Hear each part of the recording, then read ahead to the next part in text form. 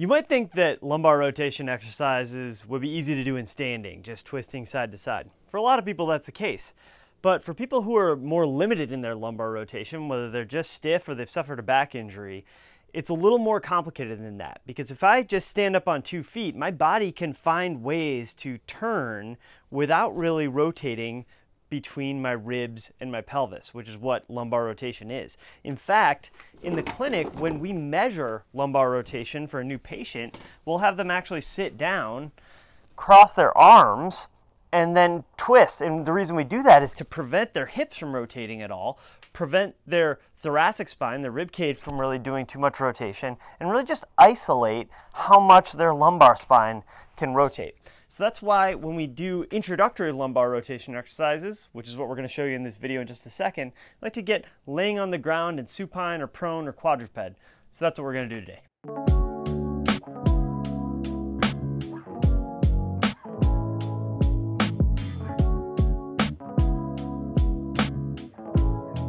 So to get started, we're going to do just the most minimal lumbar rotation exercise we can, which I call a hook lying hip rotation. That's a lot of physical therapy words to just say lay on your back, put your feet on the ground, and let your knees drop to one side and then the other. This might seem like it's not much, and that's exactly right. What we're really doing is sort of coming in through the back door. I'm not consciously twisting my body in any way. I'm just letting gravity take my legs, one hip's rotating internally, one hip's rotating externally, and this is just getting me a little bit of rotation in the lumbar spine as well as the hips. And this is just a really nice way, if you're really stiff or you've got a recent back injury that you're on the mend from, to just get a little bit of rotation from one vertebrae onto the next and get a little bit of blood flow and some movement into that really stiff area. And it might look like this when you start. That's totally fine. We want to just work inside a fully pain-free range of motion. That's the key to this. As you get a little bit looser, you'll be able to let one of your hips come up off the ground a little bit and go all the way down with your knees to one side and the other.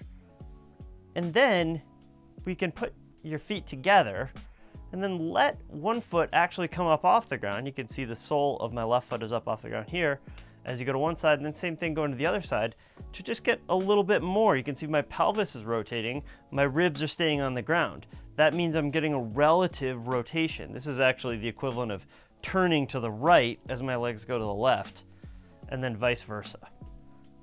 So those are a couple really basic patterns. And then as you gain range of motion, you'll be able to do something I call the can-can, named after the famous line dancers, where my leg is going to jump up and reach across and rotate. Now the beginner progression of that is with the knee bent, and again, just letting it fall with gravity to one side, and then coming and doing the same side, or the same thing going the other direction. And eventually, you can work on getting your legs straight. And it's going to be small to begin with. Maybe you're just barely reaching across, eventually able to get up close to your opposite hand with your foot. And you may get some snap, crackle, pops in your lower back while you do this. As long as there's no pain associated with that, that is no problem at all. Just a little self-manipulation. So, those are the supine exercises. Quadruped means on all fours, and we really just have one exercise at the basic level for this, and it's called the quadruped pelvic rotation. So I've got all fours down here, and this is a very subtle movement. All I'm gonna do is just lift one side of my pelvis or one of my hips straight up in the air. So I'm going to lift that right hip just straight up and then bring it back down. My femur is moving in its own axis, so I'm just trying to lift straight up, and you can see that my pelvis rotates one way a little bit while my shoulders stay square. So we're again going through the back door, moving my pelvis, rotating it while my shoulders stay stable to get that relative rotation through the lower back. And just small at first is fine.